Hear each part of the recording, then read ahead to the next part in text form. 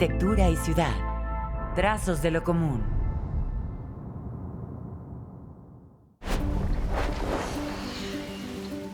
¿Cuál es la diferencia entre un espacio público y uno privado? ¿Será que tienen paredes? ¿Es el número de personas que lo ocupan? ¿O a quién pertenece? ¿Qué es mío y qué es de todos?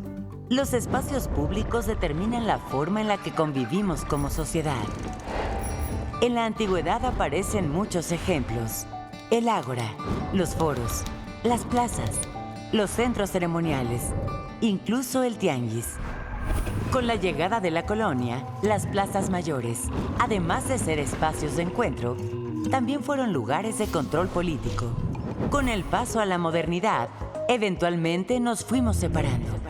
La nueva velocidad de nuestra vida convirtió a los callejones en vialidades, a las plazas en estacionamientos y a los peatones en potenciales automovilistas. Actualmente, el espacio público en nuestro país encuentra tres grandes obstáculos: escasez, deterioro y desigualdad. Claro, en las zonas con alto capital económico, lo público significa espacios verdes, caminos limpios y tránsitos seguros. Por otro lado, en la marginalidad están los lotes baldíos, las calles sin alumbrado y las banquetas intransitables. Estas diferencias no solo afectan la movilidad, vulneran nuestro derecho para convivir, jugar o simplemente existir en un espacio común. Pensar en qué y cómo es el espacio público es reflexionar sobre las necesidades de una sociedad justa. No se trata de hacer solo parques o vialidades más bonitas. Es reparar el tejido roto de nuestras ciudades. Es crear espacios que protejan a las infancias, que sostengan a nuestros mayores y que nos permitan, por fin, construir y encontrar a nuestra comunidad. Bienvenidos y bienvenidas a Arquitectura y Ciudad, Trazos de lo Común. El día de hoy tenemos un tema muy importante, que es espacio público y el derecho a la ciudad. Este tema tan importante, nos acompañan tres compañeras que nos van a profundizar en estos temas. Por este lado, Valia Wright, muchas gracias, arquitecta y paisajista, ¿no? Adriana Malvido, escritora y periodista, y Paula Soto, antropóloga y es hoy en día profesora en la UAM Azcapotzalco, investigadora. Y bueno, pues me gustaría, si me permiten, poder arrancar con esta pregunta: ¿qué es el espacio público? ¿Cómo de alguna forma se puede entender este tema de lo público, lo privado y sobre todo como un derecho? El derecho a la ciudad, un derecho fundamental que va sumando diferentes elementos y componentes para que las ciudades, que suelen ser, digamos, muy desiguales, sobre todo en las periferias, traten en la medida de lo posible ser más equitativas. Y empiezo, Paula, contigo. ¿Cómo ves el tema del derecho a la ciudad y el espacio público? Bueno, desde una perspectiva social, el espacio público es todo aquel espacio que sea de uso común. Por lo tanto, espacios públicos pueden ser desde la calle, los juegos infantiles, los parques públicos. Todo lo que está de alguna forma diferenciado de lo privado podríamos entenderlo como un espacio público. Sin embargo, creo que pensar el espacio público desde una perspectiva problemática implica que el espacio público ha sido pensado, diseñado y planeado desde exclusiones que son significativas a lo largo de la historia. Cuando se piensa en el espacio público opuesto a lo privado, por ejemplo, se piensa entre lo masculino y lo femenino. Es decir, el espacio privado se entiende como el espacio de las mujeres y el espacio público como el espacio de los varones. Y eso ha significado que el espacio público no sea accesible a toda la población, no solo a las periferias, no solo a las poblaciones marginales, sino que a grupos importantes que viven en la ciudad, como son las mujeres, las niñeces, las personas de las comunidades LGTBIQ, las personas indígenas que llegan a vivir en la ciudad. Por lo tanto, pienso que el espacio público es un espacio problemático en el sentido de que ha servido para diferenciar, para separar, para dividir, pero al mismo tiempo tiene un potencial fundamental en términos de equidad, en términos de integración social y profundamente vinculado al derecho a estar en el espacio, en ese espacio que es de todos y de todas, a ese espacio que es de donde se expresa lo público, que es todas las decisiones importantes que competen a todos los habitantes de la ciudad, y por lo tanto pienso que el espacio público se vincula al derecho a la ciudad en el sentido de estar en el espacio, pero sobre todo de apropiarse del espacio, de ser en el espacio, que es tan importante hoy en las ciudades. Claro. Ahora, tú comentas muy bien el espacio público como un derecho, como este elemento para poder, digamos, hacer una mejor integración de las comunidades. Ahora, pasar de este derecho a elementos mucho más puntuales, y ahí es donde voy con Valia, ¿cómo pasamos de este derecho a un diseño? Porque al final de cuentas se requiere una política pública, un funcionario público que vaya a hacer un proyecto, que determine los lineamientos de diseño y cómo eso se lleva a cabo a un diseño que tome en consideración a los niños, a las mujeres, a los adultos mayores. ¿Cuáles son esos elementos, Valia? Bueno, lo veo desde la disciplina, desde la arquitectura de paisaje, la multidisciplina, ¿no? Siempre tenemos que integrar las visiones, ¿no? Una es observar qué sucede en ese espacio. No todos tienen la misma naturaleza. Entonces, depende incluso desde si es una plaza pública o si es un espacio abierto o semicerrado, etcétera. Entonces, observar esa naturaleza del espacio e identificar hacia quién va dirigido, ¿no? Y con ahí, pues, trabajamos con nuestros colegas sociólogos, ¿no? O geógrafos, etcétera, ¿no? También yo no puedo olvidar la parte ambiental, ¿no? Eso es muy importante. Y voy a poner el pretexto perfecto del nombre de este programa, que es el vacío que nos une, ¿no? El vacío es donde desarrollamos la vida también, ¿no? Incluso en el interior, pero en el exterior básicamente. Entonces, observar todas estas particularidades nos hace definir cómo vamos a guiar ese diseño, ¿no? Y ese diseño es un pretexto que nosotros ponemos sobre la mesa para la sociedad, al final de cuentas. La sociedad va a ser quien significa ese espacio y quien decida si funciona o no. Adriana, ¿cómo podemos, o cuáles serían tus recomendaciones hacia las autoridades? Porque al final de cuentas, o cómo de alguna forma la ciudadanía puede ser más propositiva o incidir de mejor forma en esa toma de decisiones que está en manos de unos cuantos funcionarios públicos, quién interviene, quién no interviene y cómo se interviene. Y que debe de estar en manos de todos, ¿no? Yo creo que sí, ellos toman las decisiones, pero somos nosotros los ciudadanos y la ciudadanía la que tiene que incidir en esas decisiones y tomar parte, ¿no? Recuerdo muy bien lo que me decía Fernando González Gortázar, que era un urbanista, escultor, artista. Me decía, deberíamos erotizar nuestra relación con la calle y el espacio público. ¿Qué quiere decir esto? Eso, que la ciudadanía, en conjunción con todas estas instancias, habría que ver cómo erotizamos esta relación, cómo hacemos una relación amor, respeto, placer, y que suceda porque la ciudadanía se hace en la calle y se hace en el espacio público y se hace en los parques. Y también decía, la manera para medir si una ciudad funciona o no es si la gente es feliz. Estoy de acuerdo en lo ambiental, ¿no? Había un experto que me decía que la Ciudad de México es un monumento a la violación de los derechos ambientales.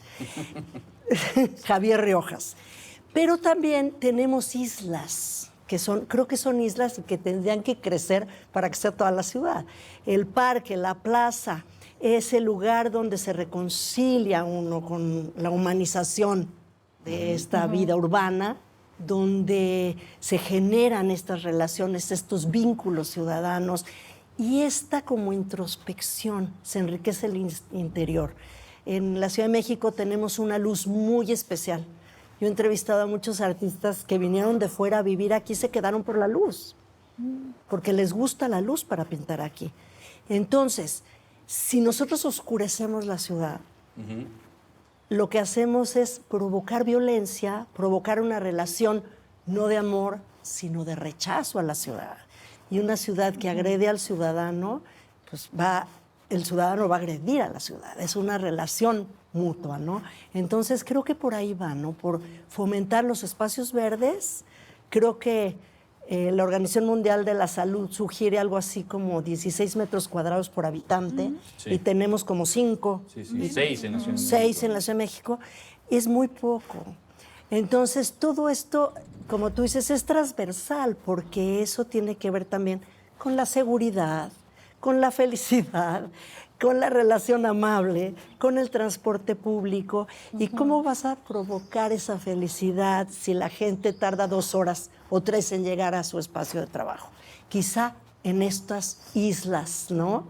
Que yo creo que son, afortunadamente pero hay que crecerlas, hay que respetarlas y hay que fomentarlas. Dejo la pregunta abierta. ¿Cómo poder de alguna forma incidir en políticas públicas que puedan apoyar? Uno, pues es, ¿no?, una mayor recaudación fiscal, ¿no? El predial. ¿Cómo darle seguimiento a ese recurso? O sea, ¿cómo obtener mayor recurso posible, ¿no?, para que las autoridades puedan hacer una mejor inversión, y una inversión pensada, una inversión lógica, dirigida, muy puntual, porque no podemos ser espacio público o idealmente en toda la ciudad. Tienen que ser elementos muy puntuales, y creo yo que deben de conectar. O sea, el espacio público tiene que ser una conexión entre el mercado, la plaza, la estación de camiones, ahí es donde el espacio público puede ser esa conexión física entre los diferentes elementos urbanos. ¿Cuál es la sugerencia, Paula? Si no pensamos que quienes usan la ciudad tienen discapacidades, y que las personas que usan la ciudad acompañan a niños y a niñas, que quienes ocupan la ciudad muchas veces tienen que moverse de manera diferente, el diseño va a seguir siendo pensado como algo neutro, pero que en realidad quienes surcen las dificultades que tenemos en la ciudad somos quienes habitamos la ciudad. Por lo tanto, yo creo que un eje fundamental es que cuando pensamos en el espacio público, el diseño tiene que ser participativo, pero no solo a la hora de la consulta de si este es o no mejor proyecto, sino que el diseño desde el inicio, que formen parte las propias comunidades, los grupos sociales, como diseñadores de ese espacio. Y si la comunidad está involucrada desde el inicio, lo más seguro es que el derecho a la ciudad se ejerza comprometidamente, significativamente, y sobre todo, como tú decías, incluso cuidadosamente. Cuidamos nuestros espacios cuando sentimos que son nuestros, pero no porque alguien vino y lo puso, sino que porque fuimos partícipes desde el inicio en el diseño de ese espacio. En el proceso de diseño. Entonces, exacto, que la comunidad esté desde las primeras reuniones con las autoridades, y que con los arquitectos, ingenieros o la parte técnica se le dé seguimiento. Desde tu punto de vista, y en tu experiencia, ¿cómo fomentar este vínculo? Porque es complejo, no es muy fácil, porque pues, la autoridad tiene un tiempo determinado de decir, bueno, a ver, yo tengo un recurso que tengo que comprometer, ejercer y devengar en 10 meses, ¿no? Si no, tendré observaciones de la Auditoría Superior de la Federación, etcétera. Entonces, ¿cómo poder hacer, digamos, ese trabajo que suele ser complicado, pero cómo asegurar que posteriormente a que el técnico se va, pues la ciudadanía ahí sigue? Porque no es algo sencillo. No es nada sencillo. En mi experiencia, llega a tomar 2 años en que un espacio que se entrega, la ciudadanía se lo apropia. No es inmediato, toma entre 1 año a 2 años a que un espacio público ya tenga, digamos, por parte de la ciudadanía y por parte de la autoridad, ya sepan que hay un presupuesto, que se le tiene que dar mantenimiento. Toma tiempo. ¿Cómo recortar ese tiempo, Valia? Bueno, voy a decirlo un poco también sumándome a lo que dijo Paula desde la visión global. Creo que tenemos, y bien lo decías tú al principio, tenemos que funcionar o pensar el espacio público como sistema. No hay forma que si nosotros no lo pensamos como este tejido sistémico desde todos los enfoques, el social, insisto, el cultural, el ambiental. Yo hablaría mucho de lo socioambiental en esta época, ¿no? tenemos que empezarlo a ver desde lo global para bajar, ¿no? Desde lo macro para bajar a lo particular. Y entonces esos detalles al diseñarlos, también cambiar el chip. Necesitamos cambiar el pensamiento, al menos en Latinoamérica. Ya se está haciendo, ¿no? Hay países que lo han hecho con mucho oficio. Pero en México todavía ahí vamos a pasos cortos en pensar ya no en un espacio que requiera este mantenimiento, como bien decías, porfiriano, donde está el seto perfectamente cortado o tiene ciertas directrices que desde el principio requieren mucho mantenimiento, requieren mucha mano de obra. ¿Qué va a pasar con la gente? ¿Cómo hacemos este diseño participativo? Coincido completamente. Se escucha, se implementa, se realizan las directrices, pero entonces con estos pretextos que hablaba hace rato, por ejemplo, ahora los jardines polinizadores, ¿no? Que están pues de moda, pero también tienen una razón, ¿no? ¿Cómo hacemos un programa desde lo local para que la gente se involucre, ¿no? Y entonces no solo hagas ese jardín polinizador o productivo o los huertos urbanos, etcétera, sino que entonces esos programas sociales de verdad den seguimiento a que las personas se involucren hasta lo que decías, en un periodo de cierto tiempo, ya sea automático, ¿no? Ya sea una integración más natural. Claro.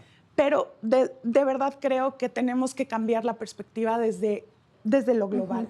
Y empezar a armar desde lo local, porque hay muchos intentos locales. O sea, si tú hablas, no sé, con las personas del centro histórico, ¿no? Pues intentan hacer de repente estos huertos comunitarios o hacer estas producciones verticales, etcétera, pero no hay un seguimiento porque tampoco es sostenible, ¿no? A largo plazo. Entonces, ¿cómo hacemos que entre insisto, gobernanza y sociedad nos podamos dialogar para que pueda haber este seguimiento? Y que sea sustentable, ¿no? Exacto, o sea, que el espacio público, la inversión sea sustentable. Y vuelvo a reiterar, creo que algo muy importante es cómo, si bien esta relación participativa entre la sociedad y la autoridad, ¿no? Creo que son los ejemplos. O sea, y ojalá todas las autoridades pudieran ser sensibles y pudieran de alguna forma estar en campo y entender las comunidades. Porque creo que mucho depende, cuando hablamos de espacio público, desde la perspectiva de la autoridad. Sí. O sea, digamos, cómo sensibilizar a la autoridad en los procesos. Porque al final de cuentas, vuelvo a reiterar, es una decisión que se toma desde la autoridad. Entonces, creo que radica la solución también en poder sensibilizar a esa autoridad en esos procesos participativos. Porque al final de cuentas, las comunidades sí van a participar si se les invita. Claro. Pero si no se los invita, pues entonces no. Entonces, el quien tiene que hacer la invitación en primera instancia, pero también la demanda, pues tendría que ser la autoridad. ¿Cómo involucrar a la autoridad? A ver, vamos...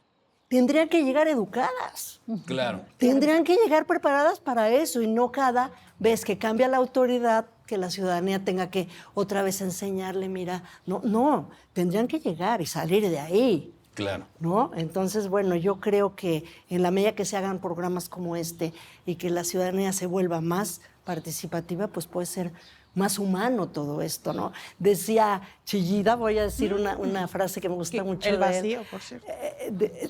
Que es el artista del vacío, que él respetaba el vacío. Decía, para intervenir el vacío hay que estar muy armado de sensibilidad y de respeto a ese vacío. Pero decía, solo podemos construir ahí donde lo podemos habitar. Exacto. Entonces, solo podemos habitar ahí donde podemos construir. Lo dije al revés, perdón. Entonces, es cierto, ¿no? Entonces, la demanda, primer elemento, y la sensibilidad, para llegar a las conclusiones a la audiencia. Paula, conclusiones. ¿Cómo tener un mejor espacio público, México, Latinoamérica? El espacio público no es neutro, el espacio público se usa, el espacio público tiene importancias y significados distintos, y yo creo que en un contexto actual donde tanto se cuestiona la pérdida del tejido social, de que la inseguridad impide la participación, yo creo que la construcción, el diseño y la posibilidad de tener espacios públicos es la instancia perfecta para reconstruir ese tejido social. Y por lo tanto el espacio público es la calle, y es en la calle donde deberíamos reclamar ese derecho a la ciudad. La participación ciudadana. Muy bien. Valia, ¿con qué nos despedimos? Pues yo coincido con mis compañeras y diría que también tenemos que hablar de responsabilidad, ¿no? No solo de participación, de responsabilidad. ¿Cómo hacemos que estos espacios también sí los cuidemos nosotros, los procuremos nosotros y entender que cada vez que activamos este espacio, ¿no? como sociedad, se va a desencadenar, ¿no? el contexto. Entonces no podemos pensar como el espacio público, insisto, como algo aislado. Lo tenemos que pensar como algo integral y lo tenemos que pensar como algo que se conecta mucho más allá de lo que no vemos. Y por eso insisto en que tenemos que ir cambiando ese pensamiento, ¿no? Entonces, ¿cómo lo haremos? Pues lo haremos incluso con pequeñas zonas que vayan detonando sus alrededores y esto se vaya copiando y con educación y con enseñanza y con gobernanza. Son muchos niveles, muchas estrategias que tienen que incidir, pero que definitivamente, y aquí voy a poner un ejemplo, desde la pandemia no podemos concebir no vivir en el espacio público, ¿no? Lo sabíamos desde tiempos prehispánicos, pero ¿cómo ha tomado relevancia? ¿Qué pasa si no tenemos espacio público? Solo preguntémonos eso, sería catastrófico. Pero hay muchas comunidades que no lo tienen. Hay muchas. Desafortunadamente. Entonces, bueno, pues es algo que hay que reflexionar, hay que pensar que el espacio público es un elemento participativo, hay que hacer la demanda constantemente a las autoridades y también tomarlo como un asunto personal. Adriana. Bueno, continuando con lo que tú decías brevemente, la pandemia nos enseñó muchísimo. Por ejemplo, yo creo que revaloramos al silencio, revaloramos poder oír pájaros, poder ver el árbol y también la necesidad de no estar aislados. Somos seres sociales, ¿no? Y el espacio público es vital. Ahora, la ciudad, creo que desde las infancias es en la educación donde se les puede decir, la ciudad es tu segunda piel, es nuestra segunda piel, es la extensión de tu casa. Entonces tienes responsabilidades y tienes también derechos. Y desde ahí, asumiendo que la ciudad es mía, que es nuestra, asumir eso. Muchas gracias. Esto ha sido Arquitectura y Ciudad, Trazos de lo Común. Gracias por acompañarnos el día de hoy. Espacio público y derecho a la ciudad. ¿Qué es el espacio público? ¿Cómo se conforma? Y sobre todo, ¿cómo podemos participar como ciudadanía en que se ejecute, se diseñe y se mantenga, ya sea una calle, ya sea una cancha deportiva, una plaza? La importancia de que estos elementos que nos unen con nuestros vecinos, con nuestras familias, tengan las mínimas características para que sean funcionales y que sean atractivas para todos nosotros. Entendiendo principalmente que el espacio público es un proceso de una gestión comunitaria participativa donde la autoridad debe de involucrar a la ciudadanía en todo el proceso, desde la consulta, el diseño arquitectónico, el diseño urbano, la ejecución de la obra y la supervisión por parte de la ciudadanía. También algunas reflexiones de cómo podemos participar a nivel de cuadra, manzana, nuestra propia colonia, en asegurarnos que ya sea la calle, la plaza, el espacio que nos une con nuestros vecinos se mantenga bien y la autoridad sea la responsable o corresponsable con nosotros en que esté en adecuadas condiciones.